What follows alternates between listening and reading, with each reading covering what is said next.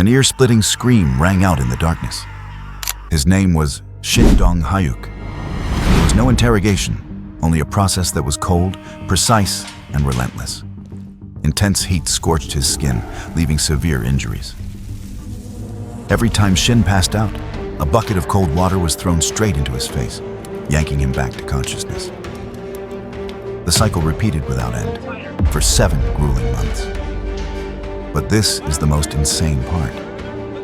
Shin wasn't tortured because he had committed a crime. He had done exactly what the system demanded. He reported his own mother and biological brother in exchange for safety. He chose rules over blood.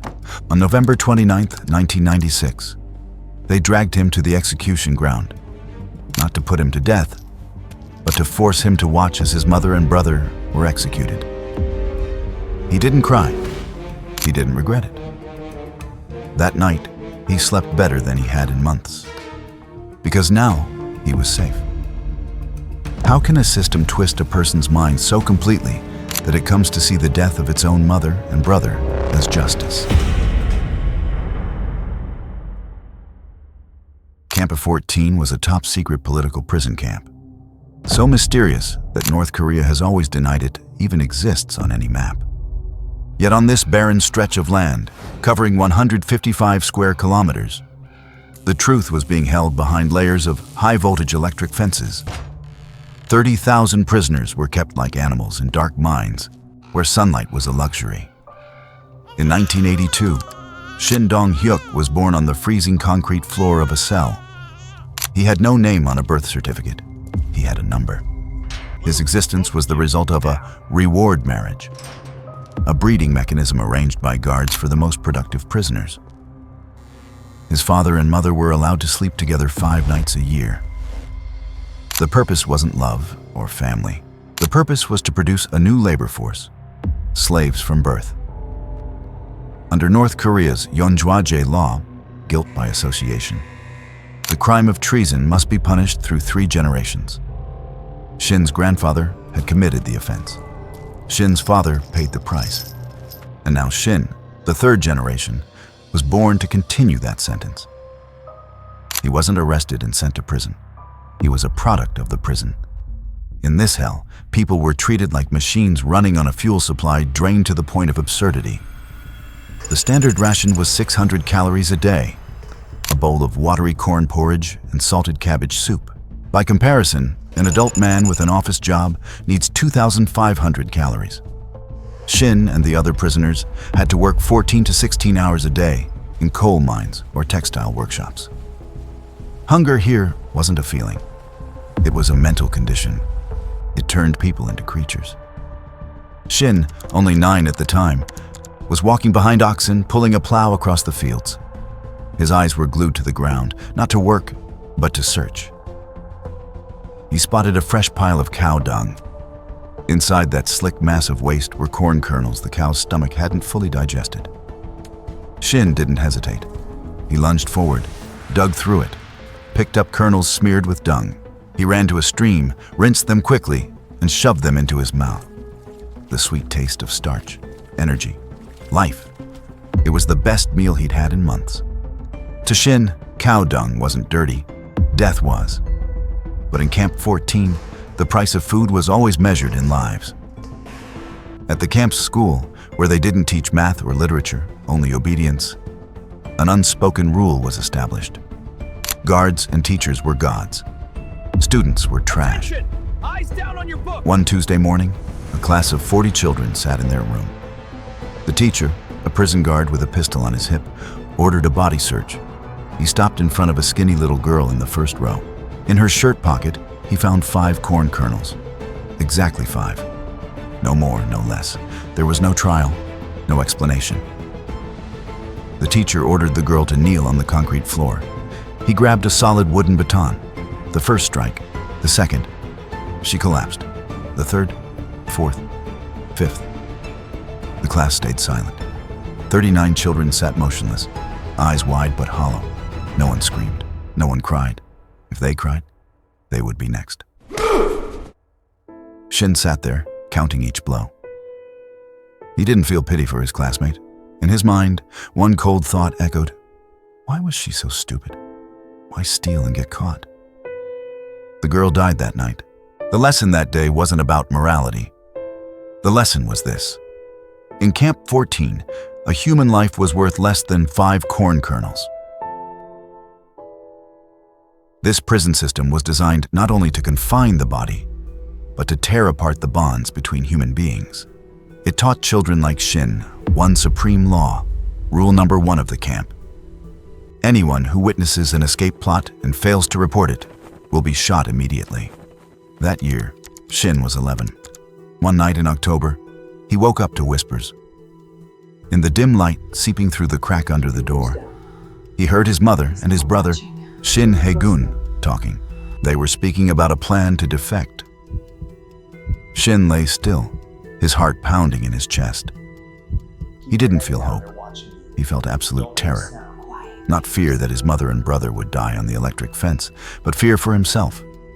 The rule of 3 generations. The rule of failure to report. If they escaped, Shin would be tortured to death. If they were caught and Shin hadn't reported it, Shin would be shot. The system forced an 11-year-old boy to face a brutal equation: his family's life or his own. Shin didn't take long to choose.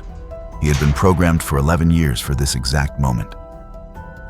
The next morning, Shin went to a guard. He reported everything in clear, meticulous detail. In return, the guard called him a good boy. It was the first and only compliment he ever received from someone in power. Shin believed he had done the right thing. He believed he had obeyed the law. But Camp 14 always had unexpected turns of cruelty. The guards arrested Shin's mother and brother, but they arrested Shin as well. He was thrown into an underground solitary cell. They didn't believe he was completely innocent. For the next 7 months, Shin was tortured. Too savagely to describe, except to say that the skin on his back was seared as if cooked, peeling away and leaving permanent, jagged scars running along his spine. Shin screamed. He shouted that he was the one who had reported them, that he was a good boy, but no one cared. Physical agony piled on top of injustice. And out of that injustice, another emotion began to form inside Shin. Hatred. Not hatred for the guards. He hated his mother and his brother. Why would they do something so stupid? Why would they drag him into this? On November 29th, 1996, Shin, now a walking skeleton covered in infected wounds, was dragged out of the cell. He was taken to the assembly yard. Thousands of prisoners stood in lines. Shin was shoved to the very front, a VIP seat for a blood-soaked spectacle. In the middle of the yard stood 2 wooden posts. His mother was tied to one. His brother was tied to the other. Pebbles were stuffed into their mouths. An officer read the sentence over a crackling loudspeaker. The charges? Treason. Plotting to escape. Shin stood there, eyes dry. He looked at his mother. Shin didn't see a mother. He saw the cause of the burns on his back. He saw the person who had almost gotten him killed. 3 shots rang out. His brother's head slumped forward. 3 more shots. His mother was gone too. The crowd dispersed in silence. Shin turned and walked away. In that moment, Shin didn't feel guilt. He didn't shed a single tear. He felt only relief. Relief that the threat had been removed. Relief that he had survived. That night, Shin finished his portion of cabbage soup and slept the best he had in 7 months. He was a monster created by a monstrous system, and he was completely satisfied with that. Even now, Shin still didn't know what freedom meant. He only knew survival. And to survive, he had betrayed his own blood. Camp 14 was a sealed system. Time was measured only by sunrise and sunset. Shindong Hyuk had lived inside this closed box for 21 years. His mind contained only violence and the rules of survival. He didn't know what the outside world was until Park Chol appeared. Park had once been the director of a taekwondo training center in Pyongyang. After losing his job, he and his wife crossed the border illegally into China. A year later, afraid he would be suspected if he didn't return to vote, he went back. Right at the border, the whole family was arrested. Although he insisted he had only gone to visit relatives, the authorities didn't believe him and charged Park with espionage and conversion to Christianity. He, his wife, and their young son were sentenced to life imprisonment in Camp 14. In 2004, Park was transferred to the sewing workshop where Shin worked. Park wasn't like Shin. Shin was an animal raised in a cage from birth. Park was a wild animal newly captured. This 40-year-old man had lived in Pyongyang. He had traveled to China. He had been a taekwondo instructor. Most importantly, he had memories. Park Chol knew how to strike the fatal weak point of someone who had been starved for 2 decades. Food. When the sewing machines roared, Park would lean in and whisper into Shin's ear. He didn't talk about elections or freedom of speech. He talked about grilled pork. He described the sizzle of fat on a charcoal grill, the sweet burn of icy soju sliding down the throat, the crunch of fried chicken, the feel of denim jeans rubbing against skin instead of a prisoner's rough uniform crawling with lice and bugs. Shin swallowed hard. His stomach tightened. For the first time in his life, Shin felt something more painful than the lash of a baton. Craving. He didn't want to escape to find freedom. He wanted to escape to eat one meal of barbecue. Park Chol was the architect of the dream, and Shin Hyuk was the one who would carry it out. An alliance formed, not out of friendship, but out of hunger and desperation. January 2nd, 2005, 6 a.m. On the mountainside, the temperature plunged to minus 15 degrees Celsius, like a knife slicing into skin. A siren shrieked, jolting Shin and Park out of their fitful sleep. Right in front of them, a woman was dragged with her arms wrenched behind her back, her face pressed into the snow, caught while trying to escape. Shin had seen this almost 100 times. Every time it was the same. A scream cut short, the thud of rifle butts, and silence as cold as metal. A reminder that freedom here was something purchased with blood. Today was the day they would run. No one had ever succeeded before, and if they were caught, they would face death. "Move," the guard growled. Shin obeyed. He moved quickly, head down, without hesitation. They were marched to an outer labor zone, a woodcutting station a few kilometers from the camp's central area. This area was heavily guarded, and he had only a short window to check everything. In the morning, Shin had to identify weak points in security. Then at midday, steal whatever items he needed for the breakout. And in the evening, when no one was watching, the escape would begin. He started chopping wood. Blending in was essential. If a guard saw him studying the area, it would be suspicious. He would be beaten and tortured. But guards weren't the only threat. Starvation turned prisoners into dangerous eyes and ears. A report in exchange for food happened every hour in this place. Shin swung the axe a few more times, then stopped at exactly the right moment, as if he were only switching hands. Out of the corner of his eye, he saw the fence. He shifted gradually toward a large tree trunk, about 10 meters tall, enough to block part of the view. The electric fence ran on and on. Shin scanned the posts, the wires, and his heart tightened. A misalignment. Not a gaping hole, just a small gap. But the fence was only the first layer. Below it lay several meters of sand, meant to catch the footprints of anyone who came near. And before that were the guards. It wasn't the perfect place to escape, but it was the most workable. It was a few kilometers from the main prison. Back on the ground, Shin began counting. There was a gap in the guards' patrol every 10 minutes, just enough time to sprint to the fence without being seen. Shin kept chopping wood. He glanced around to make sure no one noticed he was tracking the final patrol route. It was lunchtime. They were herded back to the main camp. Shin had only a short window to steal something to protect them from the cold. It wouldn't be easy. Shin stared at his food.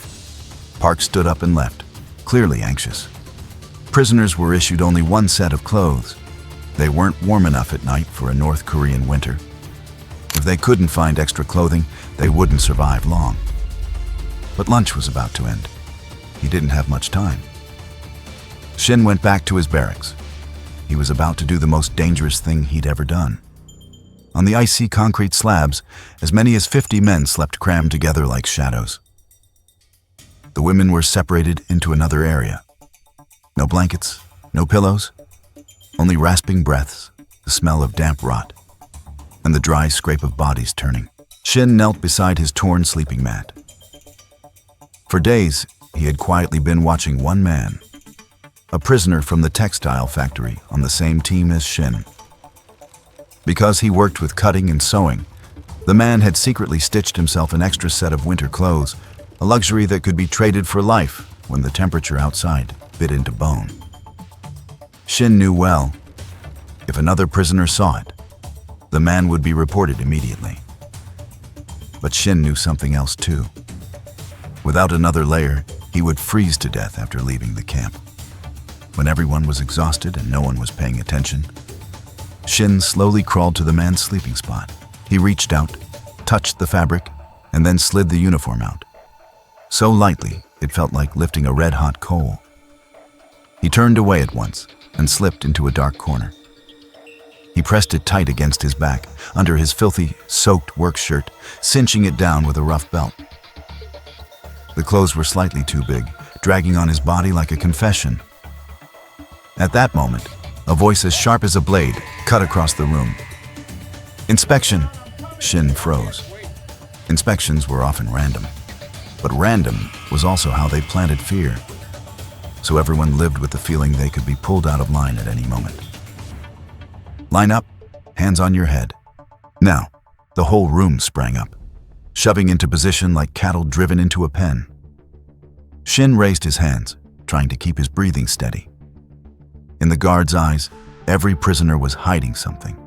A scrap of food, a piece of metal, or simply the will to live. The lead guard paced back and forth, studying faces as if choosing prey. He pointed to an old man near the door. "You, step forward," the old man stumbled out. A brutal hand shoved into his thin clothing and pulled out a wad of cloth wrapped around a pitifully small piece of food. "It's for my grandson. Please." The blow landed before the sentence could finish. The old man slammed onto the floor. 10 lashes, then 15. It went on like a ritual. Everyone else stood rigid, heads bowed, eyes afraid to blink. Shin stared at the floor. He knew that if it was his turn, everything would end right here. The guard turned back, his finger stabbing out again. "You, step forward."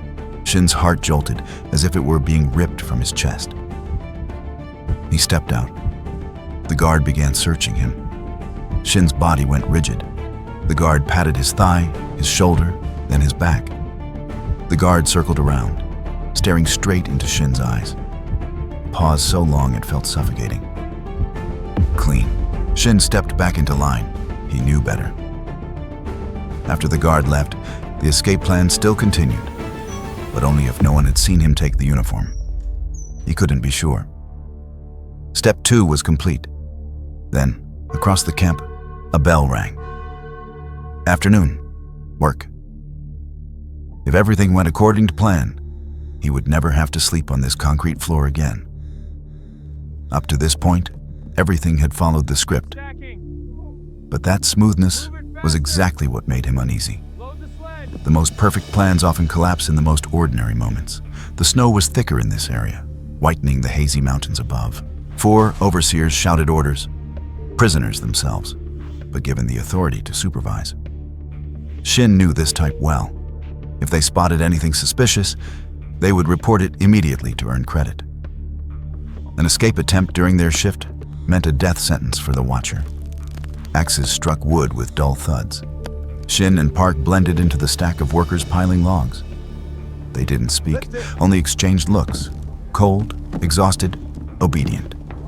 That was the mask they had to wear. Their target was one specific stretch of fence. A large tree, knocked down by a recent snowstorm, had crashed onto the high-voltage barbed wire fence. The sun had just set. A pair of guards had just passed by. Shin checked the clock in his mind. The patrol had moved on. The deadly gap had opened.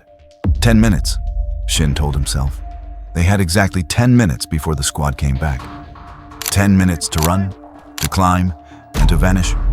1 second too slow, and they would be executed on the spot. They started moving toward the fallen tree, trying to look normal for as long as possible before breaking into a sprint. "I don't know if I can do it," Park whispered, his breath broken with fear. He hesitated beside a log. Maybe we should wait for another chance. Shin spun around, his eyes razor cold. There won't be another time. It's now. Seeing Park still rooted to the ground, Shin bent down and yanked hard on his friend's arm. Run! They charged through the snow. Every step carried them closer to freedom or death.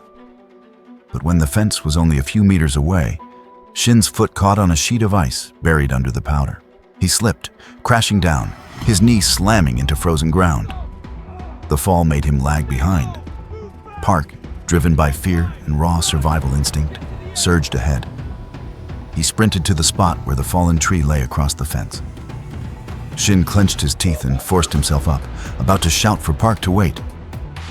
But it was too late. Park was already there. Park paused for a split second and reached out with a trembling hand to test the barbed wire pinned under the tree. Nothing. No spark, no crack. Their theory seemed right. The tree had cooled the current. Park glanced back at Shin for an instant, a flash of hope in his eyes, then decided to climb. But the moment Park was hanging in midair, his weight shook the wire. Or perhaps the power system happened to cycle back on at that exact instant. A sharp, dry snap rang out, followed by a terrifying blue flare. High-voltage electricity surged through, not weakened at all the way they'd believed. Park's body convulsed, locking rigid, glued to the barbed fence. He couldn't scream. Shin lunged forward, but he only had time to see smoke rising from his friend's clothes. Park stopped breathing before his feet ever reached the other side. Shin stood frozen for a second. The 10 minutes were ticking away. Other prisoners farther off began to notice the flash. There was no way back. Park's body weighed down the wires, creating a small gap between the layers of barbed strands, and the current seemed to be concentrating into the charred corpse.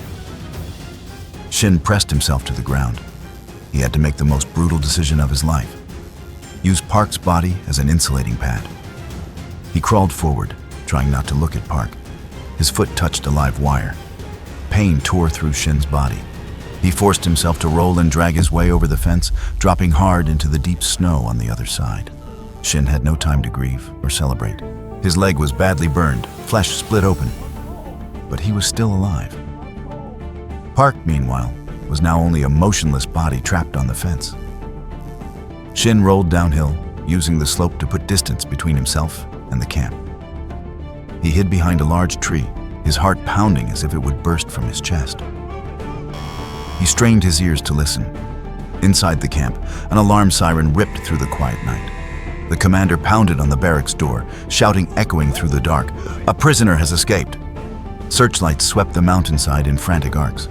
The first guards reached the fence and stared at Park's smoking corpse. Shin was outside. But what was outside? He had no map, no compass. The only guide, the one person who understood geography and the road to China, had been burned to death 5 meters away. Shin was blind now. He had only one direction Park had left him. North. He had to go north, where the cold was even harsher. Because Park had said that was where the border river was. Shin forced himself up. His right leg, the part that had touched the high-voltage current, had been partially cooked. Blood and pus began to seep out, freezing instantly the moment it hit the minus 20 degrees Celsius air. He didn't feel pain. Freedom was pumping the strongest natural painkiller into his veins. He started running, though it was really more like dragging himself forward. On the second day after the escape, Shin found an abandoned house on the edge of an agricultural village. Inside, the stench of damp rot and mouse droppings hit his nose. He rummaged through the rubble and found an old uniform of the Korean People's Army. Shin stripped off his torn prison clothes and put on the uniform. It hung loose on him. He had to tie a rope around his waist to keep the pants from slipping down. Shin stepped outside, a cruel twist of fate, a slave wearing the skin of his captor. But it worked. No one dared to block a soldier's path, even if that soldier was gaunt, limping, and had the wild eyes of a hunted animal. Shin kept moving north. Along the way, he committed small thefts. He didn't steal money. Money was meaningless.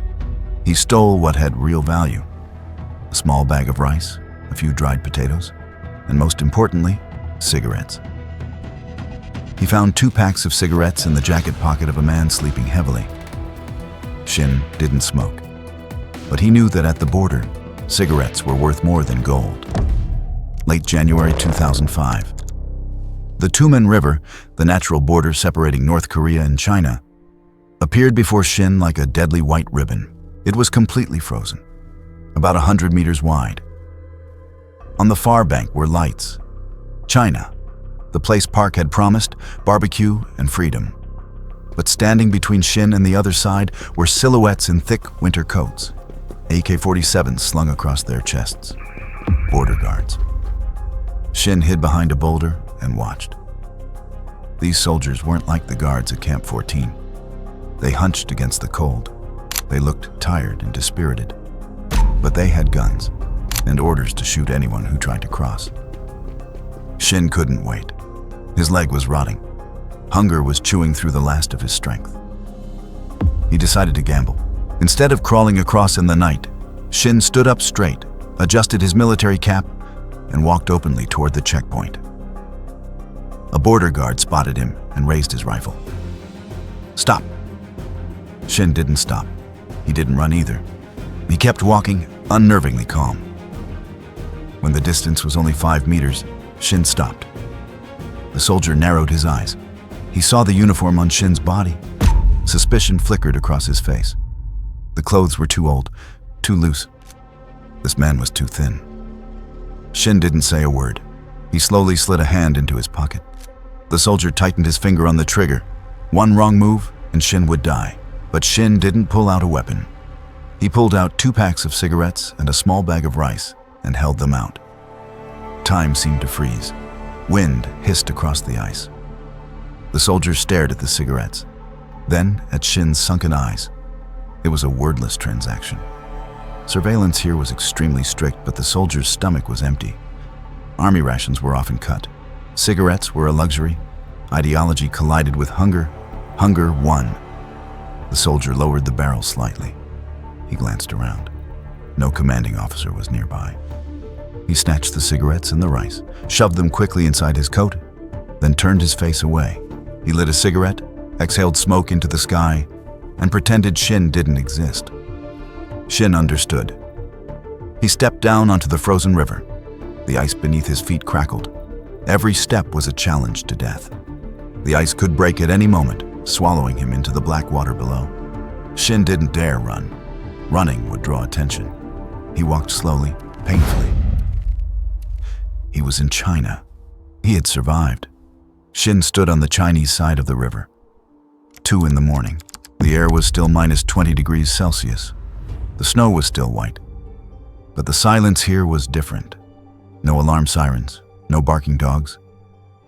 Shin drew a deep breath. But freedom didn't taste sweet the way Park Chol had promised. It tasted like ash. A few hundred meters away, on the other side of the border, Park's body was still hanging on the electric fence. Shin didn't go back. He didn't cry. Shin walked through China's darkness, his feet bleeding and leaving red streaks across the snow. He had crossed the high-voltage fence. He had crossed the border river. Geographically, he was free. But as he walked, he carried Camp 14 inside him. He was a survivor, yes. But the price was that he had left the most human part of himself dead on that barbed wire fence.